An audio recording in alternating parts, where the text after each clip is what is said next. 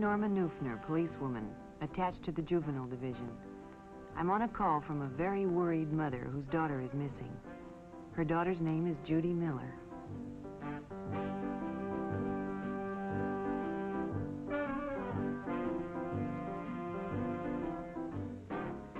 Judy enjoyed babysitting, but there weren't enough jobs among the people she knew, so she decided to advertise at the supermarket for extra work.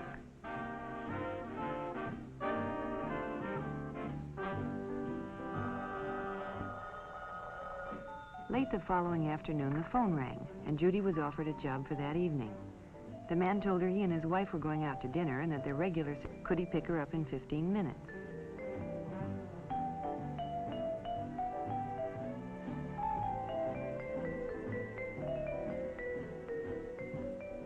Judy's mother hadn't returned when it was time to go, so she left a message by the telephone.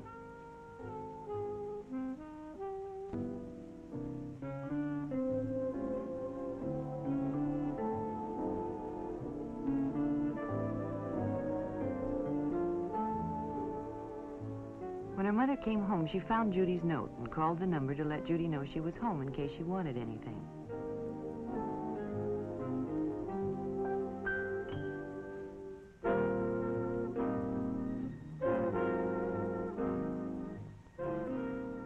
A woman answered, but she didn't know anything about Judy and told Mrs. Miller she must have the wrong number.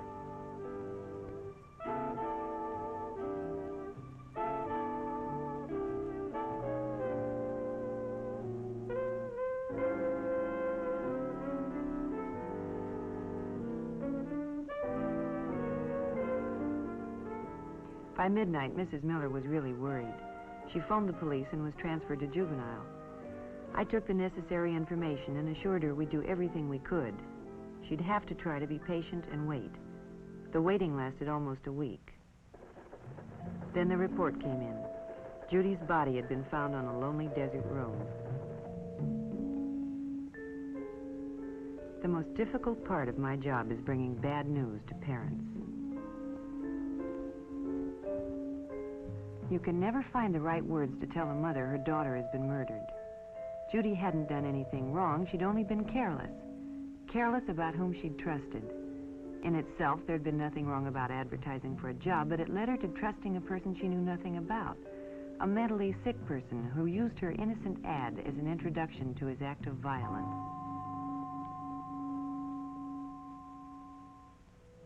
Being safe is often no more than applying good judgment in everyday life.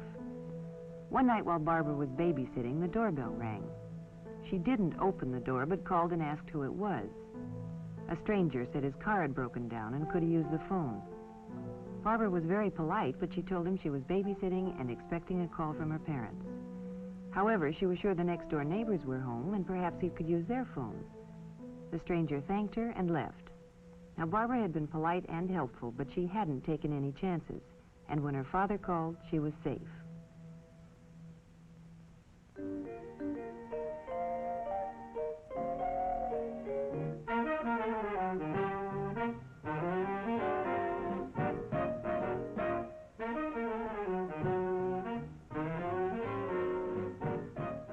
Friday night was movie time for Sally and Elizabeth.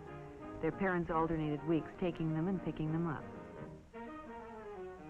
Friendships are easily made in a crowded theater, and when two older boys struck up a conversation and moved next to them, they were secretly pleased.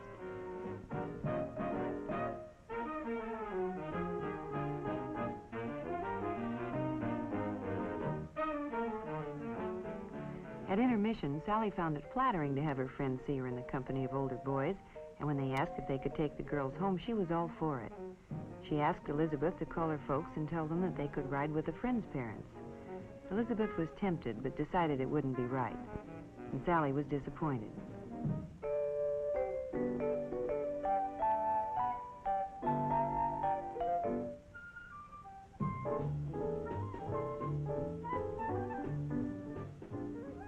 When the show was over and they were leaving, the boys suggested that if Elizabeth couldn't go with them, why didn't Sally come? Sally thought it was a great idea and asked Elizabeth to tell her folks that her parents had picked her up. Elizabeth didn't like the idea, but Sally insisted. So, Elizabeth left alone.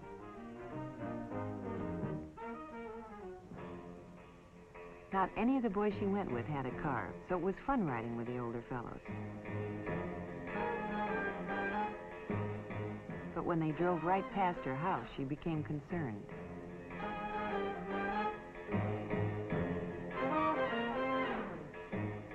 When they arrived at Lookout Peak, she was frightened. She tried to convince herself there was nothing to worry about, but when they parked off the road, she knew she had gotten herself into something she couldn't handle. At midnight, her parents became alarmed and called the Nelsons. Yes, Elizabeth was home. Hadn't they picked up Sally? No, over an hour ago. Of course she could talk to Elizabeth. Between guilty tears, Elizabeth told what had happened.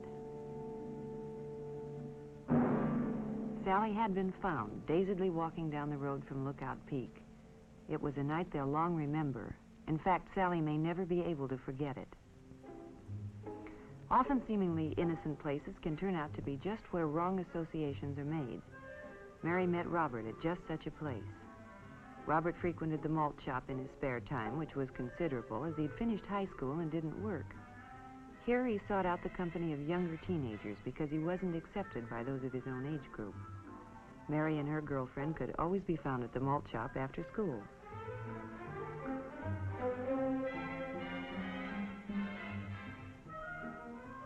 Mary had seen Robert before and thought he was very good-looking, so she was naturally flattered when he singled her out and struck up a friendly conversation. He was fun to talk to, and they discussed everything from cars to movie stars. When he offered her a ride home, she was only too happy to accept.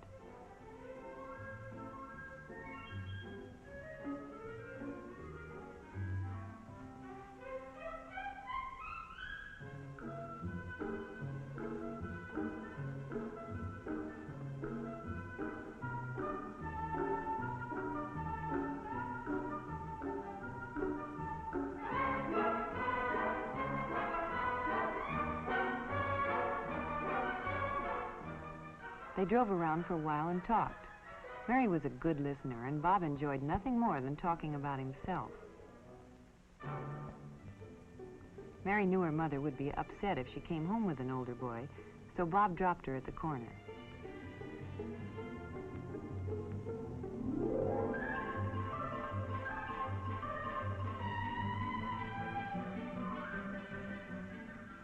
After that, they saw a good deal of each other. At first, Bob was willing to see her at the malt shop, but as time went on, he became jealous of her friends and insisted on their spending more time alone.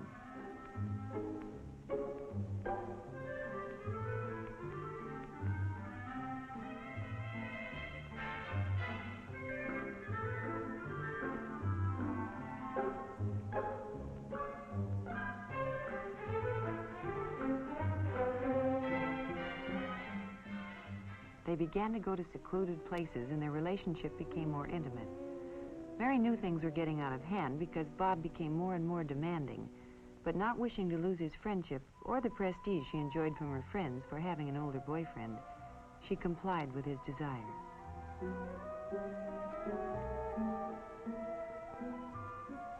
Then Mary found she was in trouble and had to tell her parents. But now it was too late for advice, and Mary had to be taken out of school and placed under the guidance of juvenile authorities. Unfortunately, Mary's story is not an unusual one. Too many young girls are flattered by the attention of older boys and don't realize until too late that these boys, who cannot compete in their own age group, are often not well adjusted and will demand too much in a relationship with a younger girl. You see, it's often the things that are done without thinking that get young people into trouble. Trying to move too quickly into a world of grown-ups with a young person's faith often cause heartache and disaster.